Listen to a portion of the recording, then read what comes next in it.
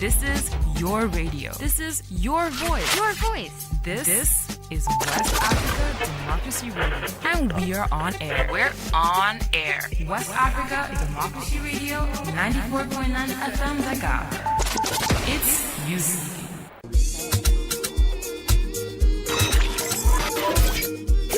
For any cackle, a giggle,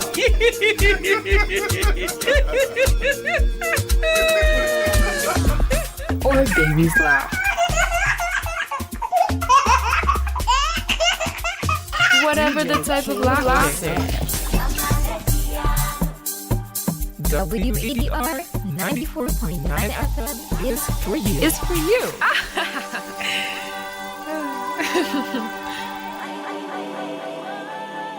WADR. You can listen to us on 94.9 FM in Dakar through our website www.wadr.org.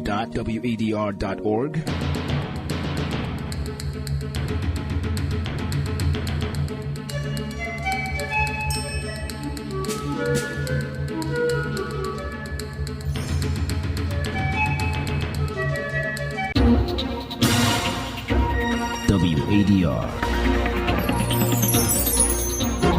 Promoting dialogue. It's made there in Dakar, 1 p.m. in Cotonou. Good afternoon and many thanks for staying tuned to West Africa Democracy Radio broadcasting on 94.9 FM and around the world on wadr.org. Welcome to Newslink. Here are the top stories. Senegalese Parliament to reconvene today on President Diomaye Faye's proposed constitutional amendment seeking to abolish two-state institutions. L'Assemblée nationale est trop risquée pour le président. The current National Assembly is too risky for President Faye as he has to negotiate for days or months to pass laws. Floods wreak havoc in two communities of northwestern Nigeria, displacing thousands and destroying livelihoods. Burkina Faso's National Institute of Statistics and Demography reveals over 9 million people live in poverty. In rural areas, children often have to collect wood and water and help with farming, including working in cotton fields.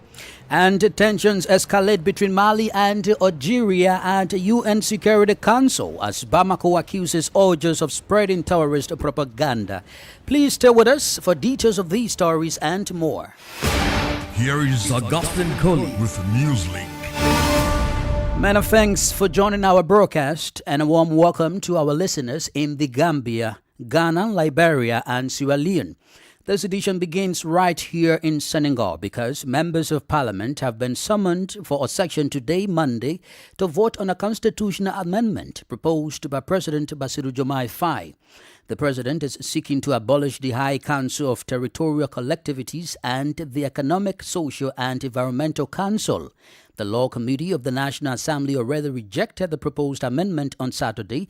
President Faye is facing resistance from a National Assembly where the former ruling coalition, now in opposition, still holds a majority.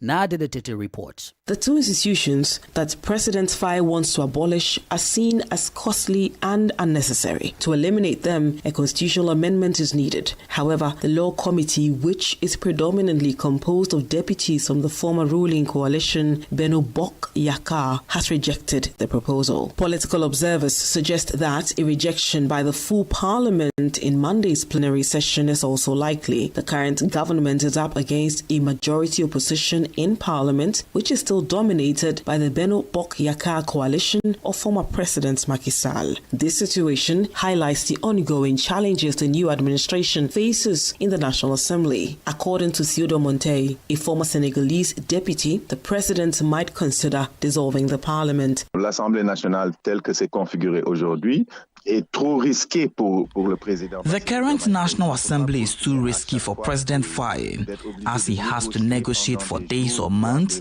to pass laws. Given the Constitution allows it, he may dissolve the Assembly before September 12 and will need to set the timelines and procedures for new elections.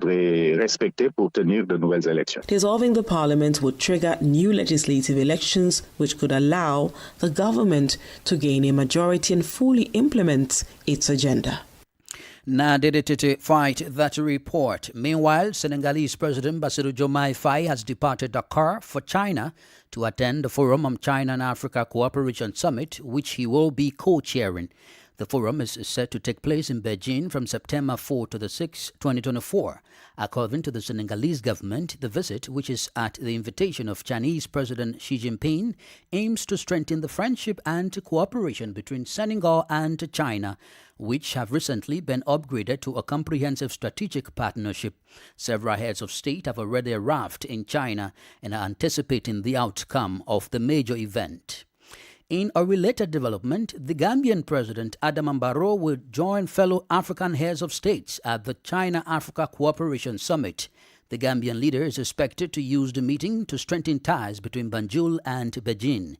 Sankule Janko tells us more in this report. President Adama Barrow, today Monday, is set to depart from Banjul to attend the 2024 Forum on China-Africa Cooperation (FOCAC) Summit in China. The summit, scheduled to take place in Beijing, represents a significant platform for dialogue between African nations and China, focusing on mutual development, economic collaboration, and strategic partnerships. President Barrow's participation underscores the Gambia's commitment to strengthening ties with China and leveraging opportunities for economic growth and infrastructural development. The summit will provide a forum for discussing new initiatives under the FOCAC framework, which aims to enhance cooperation in areas such as trade, investment, technology, and sustainable development. During the summit, President Barrow is expected to engage in high-level meetings with Chinese officials and other African leaders to discuss bilateral cooperation and explore potential projects that align with the Gambia's development goals.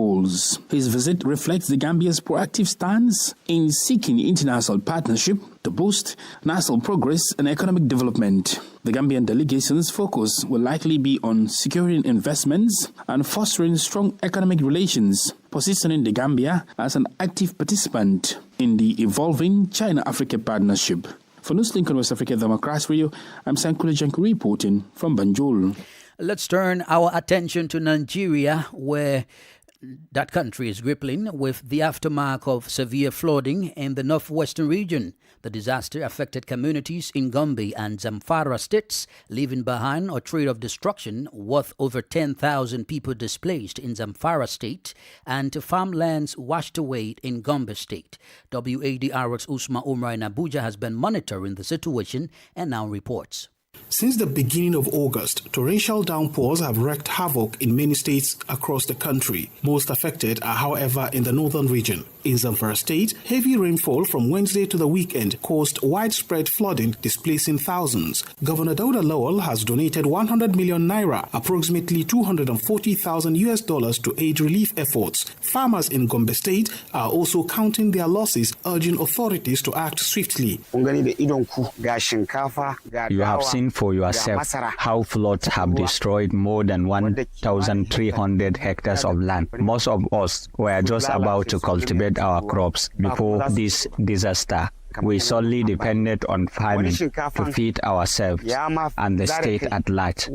Considering the current state of the economy, we urge the government, especially the state government, to help us because we don't know what to do for now. I lost almost 1 acre of rice field where I used to cultivate more than 30 bags, and unfortunately, it is gone forever. Ibrahim Naladu, an official from the State Emergency Management Agency in Gombe State, says they have assessed the damage and assured that the state government will provide relief to affected communities. It affects over 1,000 hectares of land, as you can see. On our own end, we are going to assess to see that the survivors see the light of the day. The National Emergency Management Agency has reported alarming statistics with 179 lives lost across 15 states, 208,255 people displaced in 22 states, and 107,652 hectares of farmlands destroyed. As the situation continues to unfold, the Nigerian government faces mounting pressure to respond to the disaster and provide adequate support to affected communities. For Newslink on West Africa Democracy Radio, Usman Omar reporting from Abuja. More stories coming up on West Africa Democracy Radio. Newslink continues. The World Health Organization WHO has announced a need for 121 million euros to address the new Mpox variant. These funds will help slow the spread of this more deadly and contagious variant of the disease. The variant is currently spreading in the Democratic Republic of Congo, the epicenter, and neighboring countries. The WHO also indicated that with the gradual introduction of vaccines to the continent, Mpox could be controlled and eliminated. According to WHO's Global Strategic Response Plan for Mpox, these funds would enhance the response from September 2024 to February 2025. We now take you to the Alliance of Sahel States, AES, where rebel groups are increasingly uniting to counteract military regimes. This followed a significant meeting held late August 2024 in the northern Mali, where rebels formed a new coalition. In a large delegation from the Patriotic Liberation Front, FPL, led by Baka Tahel, traveled to Tinzawaten to meet with leaders of the Tuareg-dominated separatist alliance. The FPL and CSP-DPA discussed and agreed on a mutual assistance pact to support each other in the event of aggression by ISA states. H.A. Atisu has the details. Unlike terrorist organizations, the groups in question present political demands related to the socio-political situations in their respective countries, complicating the regional security landscape. In Niger, for instance, the Front for the Liberation of the People is demanding the release of former President Mohamed Bazoum. This demand is supported by the Patriotic Front for Justice, which has taken the prefect of Beuma and his bodyguards hostage since June to exert pressure on the National Council for the Safeguarding of the Fatherland, CNSP, led by General Chiani. Recent reports indicate negotiations between rebel groups and Nigerian military authorities. However, the FPO has denied any concession on its demands, maintaining that the release of Mohamed Bazoum remains its top priority. Meanwhile, the CSP-DPA is in open conflict with the Malian army and authorities pursuing its political agenda. After being expelled from Kidal, the CSP-DPA has retreated to the Algerian border and is attempting to establish its presence in northern Mali. This coalition includes the National Movement for the Liberation of Azawad, the Arab Movement of Azawad, the High Council for the Unity of Azawad, and other factions. H.A. Atisu reporting there. Meanwhile, tensions have escalated between Mali and Algeria at the UN Security Council as Bamako accuses Algiers of spreading terrorist propaganda. This accusation comes after a statement from rebel groups in northern Mali, which was echoed by the Algerian representative at the UN. Oge Oberika has the details. Bamako's response to Algiers occurred during a UN Security Council meeting in New York focused on the supply of weapons by Western countries to Ukraine. The Malian representative to the UN strongly condemned what he called serious and unfounded accusations from Algiers against the Malian army. He added that by spreading such unverified information, Algeria is acting as a mouthpiece for terrorist propaganda. The Malian representative reaffirmed that the Malian army had indeed neutralized terrorists in its drone strike in Tinzawaten, referring to the northern independence groups. The Bamako government considers these groups terrorists due to their alleged alliance with violent extremist groups operating in the country. Regarding the supply of Western weapons to Ukraine, Mali expressed concern that these weapons could exacerbate conflicts in the Sahel, potentially destabilizing the region further, concluded the Malian ambassador to the UN. It is important to note that diplomatic relations between Algeria and Mali have been tense since the end of the Algiers peace agreement. The agreement signed in 2015 between the Malian government and northern independence groups under Algerian mediation was terminated by Bamako. According to political analysts, this decision has weakened Algeria's diplomatic influence over Mali and in the central Sahel region. Oge Oberika with details of Aliyu Cham's report. In Burkina Faso, poverty is a pervasive issue affecting a large part of the population. According to a study by the National Institute of Statistics and Demography, over 9 million people live in poverty. The study, conducted from 2018 to 2021, defines poverty as living on less than 247,000 CFA francs per year. In 2022, over 1.4 million children were involved in hazardous work, according to Rodrigue Marais, head of the Statistical Service at the RNSD.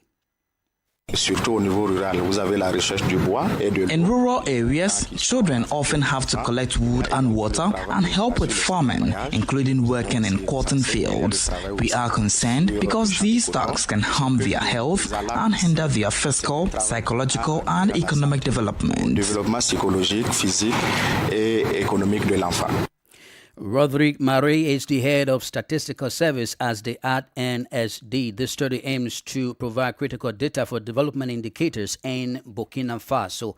In Côte d'Ivoire, Laurent Gbagbo's party, the PPACR, is calling for a reduction in government spending and a cut in the number of ministerial positions amid what it describes as a challenging social climate. The PPACR argues that these measures would enable the public treasury to accumulate funds that could be redistributed to the entire population. Abdoulaye Hassan has the details. In his recent statement on the high cost of living in Côte d'Ivoire, the vice president of PPACI criticized the sharp increase in prices of essential consumer goods. The PPACI is calling for effective price controls in the market to be overseen by the Ministry of Commerce. Toussaint Tutu is executive vice president of the PPACI. We propose that the head of state and government reduce their expenses to help ease the strain on citizens. They must set an example by cutting costs. Additionally, we are demanding the sale of at least one private jet, noting that having multiple jets is excessive, especially when one could be used for at least 40 years. The PPACI urges Ivorian President Alassane Ouattara to reduce the number of ministerial positions to streamline state expenditures. The PPACI demands that the head of state cuts down the number of ministers to those with specific roles, as more ministers do not necessarily improve governance. Many current positions seem redundant, especially with existing regional authorities. The party is also calling for the reduction in the number of official vehicles and streamlining state institutions. It's excessive for a developing country of about 30 million people to have 17 ministries, whereas developed countries like the US and France manage with just 4 to 6. Additionally, the party of former President Laurent Gbagbo calls on the judiciary to investigate and prosecute ministers and public company directors responsible for embezzlement under the current administration. Abdoulaye Hassan Faidat report. You are listening to Newslink on West Africa Democracy Radio, broadcasting from Dakar, Senegal. Here is a reminder of our top stories.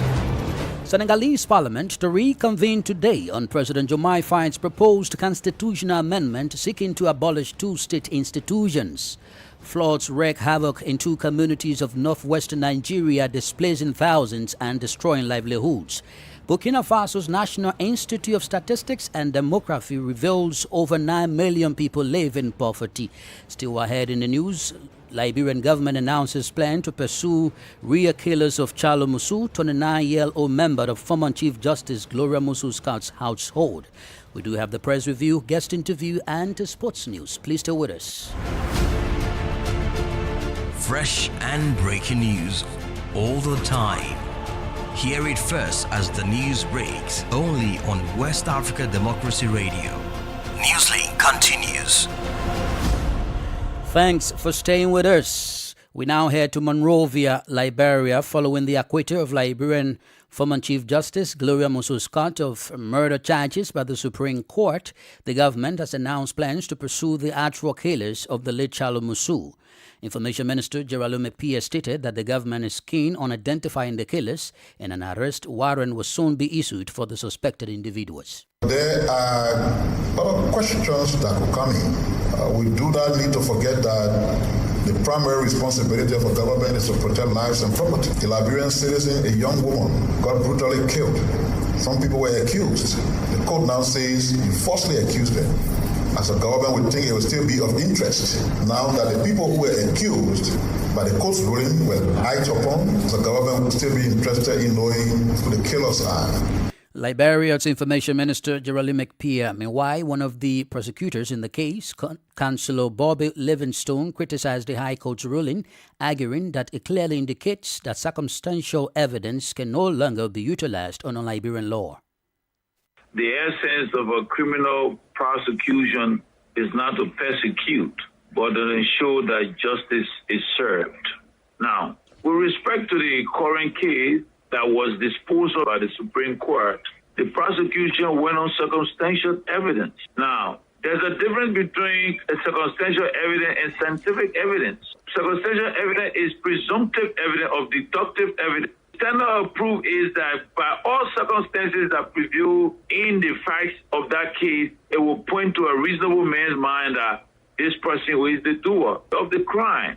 Now, in 2024, the Supreme Court has come and has argued that the circumstantial evidence will now be juxtaposed with scientific evidence. So definitely then we have an issue now that a new precedent now has been set, that circumstantial evidence may no longer be a reliable evidentiary material to take to court to prove a prosecution's case. He is Councillor Bobby Livingstone, one of the state prosecutors. This is the newspaper review. Stay abreast and find out what the top stories are in your country. This is the newspaper review. The newspaper review. Let's rejoin Usma O'Brien Abuja for the press review. We begin with the Punch newspaper, and the Punch is leading with this story. Petrol scarcity set to worsen as Nigeria National Petroleum Company Limited admits $6 billion debts with riders. Debts petrol suppliers has caused financial strain. PMS supply threatened, NNPC saying there. Petrol queues spread, motorists lament as fuel marketers decry PMS shortage. And finally, Nigeria has second largest rate of food insecurity. Bill Gates is talking there. Of course, on the front page, you have the picture of President Bola Ahmed Tinubu arriving at the international airport in Beijing yesterday and has been received by senior Chinese officials for the Africa-China forum that is going on. Hunger protest, federal government arraigns activist British ally today. Wanted ex-beauty queen surrenders to National Drug Law Enforcement Agency for drug offense. And then we take a leave of the Punch newspaper to take a look at our final paper for today, which is the Blueprint newspaper. Terrorism in Northwest. Federal government's order to Chief of Defense Staff. Others excite Sokoto Katsina residents. Arewa youth back move. Nigeria Air Force kills Kingpin Mustafa Abdullahi. 5 others in Kaduna. Arewa Consultative Forum calls for Niger Republic renewed ties. All of these are on the front page of the Blueprint newspaper for today. And then above the masthead of the Blueprint newspaper is a story about Zenith Bank's gross earnings hit 2.1 trillion naira, pays 1 naira per share interim dividend to stakeholders. Traders to federal government tackle fuel electricity tariff to crash food prices. Quite a lot there on the front page of the Blueprint, but this is the much we can take on this segment of Press Review, and it's back to you in the studios. Thank you, Usman, for the press review. Politics, analysis on major news, social matters, and all. This is A Guest. Our guest this afternoon is Professor Golgi Jen, a political analyst. He speaks about Senegalese members of parliament who have been summoned for a session today to vote on a constitutional amendment proposed by President Bassirou Diomaye Faye. So we possibly expect the assembly today to probably do the same as the legal commissioner, to say reject the proposal, because the president doesn't have a majority at the National Assembly. He can count only on about 33, 35, maybe up to 60 members if he gets support from other groups. I don't believe that he could make it today because of the position occupied by his group at the National Assembly. They represent the minority at the National Assembly, so I can't see really how this can happen.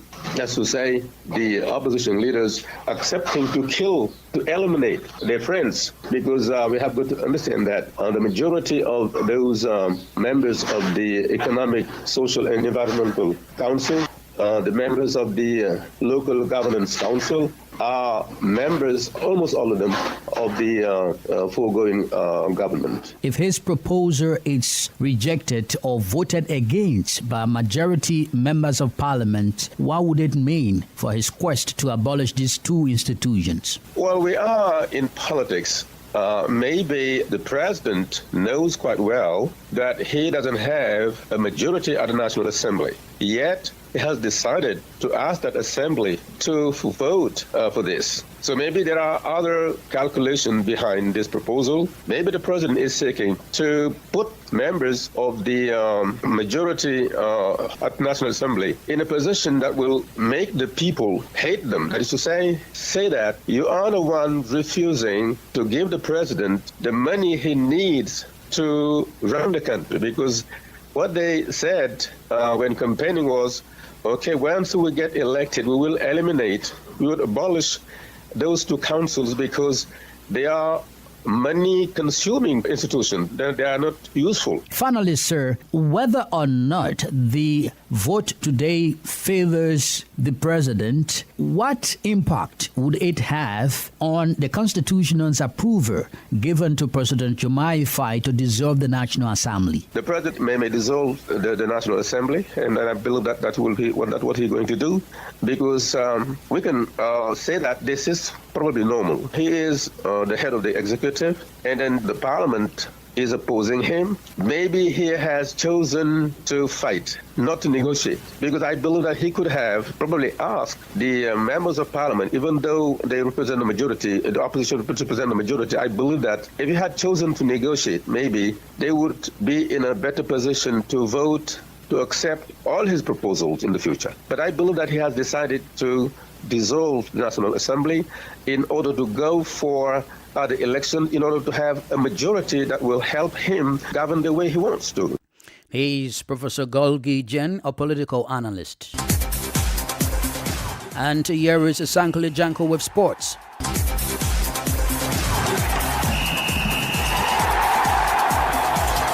Hello there, a warm welcome and thank you for joining us.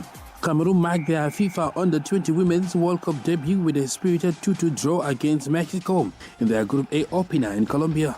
During the weekend, thanks to a brace by Naomi Eto'o, the indomitable Lionesses representing the hopes of a continent found themselves on the back foot early when Paulo Gracia headed Mexico into the lead after just 3 minutes at the Estadio Nemesis Camacho in Bogota, according to CAF official website. Despite hitting the woodwork twice, Cameroon's first half was deepened as Manstra Salvia doubled Mexico's advantage before the break. However, the second half saw a transformed Cameroonian side emerge. The catalyst for their comeback was their irrepressible Eto'o, who took the game by the scruff of the neck. Her first goal, a display of composure and skill, as she rounded the Mexico goalkeeper, ignited Cameroon's resurgence. With the club ticking down and Cameroon hopes hanging in the balance, Eto'o rose highest in the 85th minute to power home a header and equalize for Cameroon. Looking ahead, the indomitable Lionesses will face host Colombia in their next group match. Meanwhile, Ghana will take on Austria tonight in the FIFA Under-20 World Cup. The West African side will hope to begin their campaign on a high when they take on their European opponent. Nigeria and Morocco are the other African countries representing the continent in the Global Youth Tournament. And that's it for sports. It's back to you. We've come to the end of this edition of Newslink on West Africa Democracy Radio, broadcasting from Dakar, Senegal. Many thanks for listening, and thanks to Mustafa Sek and Mawudu Juf for the technical support. To interact with us via our social media platforms, X, formerly Twitter, Instagram at WADR News. We also stream live on YouTube at WADR and on Facebook, WADR English Service. I am Augustine Kali. Good afternoon. And many thanks to you for listening to Newslink via Hot 104.3 FM, New Me FM 94.0, Hilltop Radio 104.